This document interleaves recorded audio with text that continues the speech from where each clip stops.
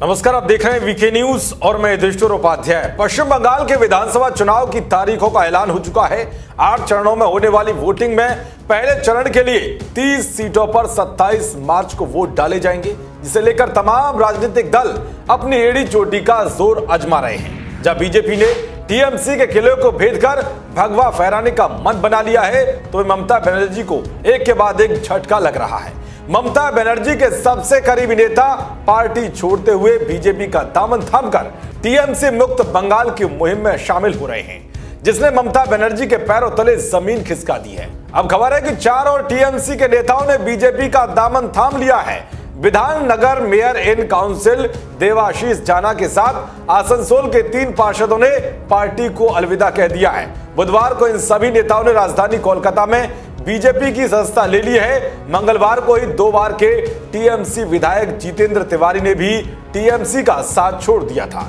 Tiwari Bengal BJP प्रमुख दिलीप घोष की मौजूदगी में पार्टी में शामिल हो गए थे। बुधवार का दिन भी तृणमूल कांग्रेस के लिए अच्छा नहीं रहा। आसनसोल से पार्टी के 3 पार्षद और Bidhannagar mayor in council Debashish ने बीजेपी का दामन थाम लिया है। पार्टी में लगातार हो रहे दल बदल के चलते राज्य की मुख्यमंत्री ममता बनर्जी के सामने लगातार मुश्किलें बढ़ रही हैं। खासकर पार्टी के दिग्गज और पूर्व मंत्री रहे शिवेंदु अधिकारी के इस्तीफे के बाद तो टीएमसी के नेताओं के बीच बगावत के सुर और भी ज्यादा तेज हो गए हैं। राज्य में सत्तारूढ़ टीएमसी के नेता बड़ी संख्या में भगवा दल का रुख कर रहे हैं और ऐसे में कुछ ही दिनों पहले बीजेपी ने ऐलान किया था कि पार्टी अब बड़े स्तर पर टीएमसी नेताओं को शामिल नहीं करेगी।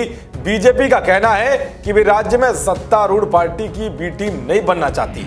हालांकि इसके बाद बीजेपी ने साफ किया था कि स्थानीय नेतृत्व से चर्चा के बाद गिने चुने टीएमसी नेताओं को ही पार्टी में शामिल किया जाएगा। मंगलवार को बीजेपी में शामिल होने वाले टीएमसी नेता तिवारी ने बीते साल ही बगावत कर दी थी। बीजेपी ने बीते दिसंबर में उन्हें पार्टी में शामिल करने से मना कर दिया था। इसके बाद तिवारी शांत हुए।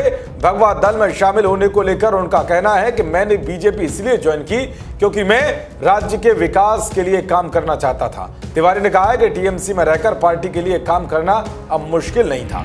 खैर, इतना तो साफ है कि जिस तरह से टीएमसी के नेता पार्टी छोड़कर बीजेपी में शामिल हो रहे हैं, वो ममता बनर्जी को जरूर मुसीबतों में डालने वाले हैं, क्योंकि अब पहले चरण की वोटिंग में कुछ ही दिन बचे हैं। उससे पहले ही पार्टी छोड़ने वाले नेताओं का सिलसिला थमने का नाम नहीं ले रहा है।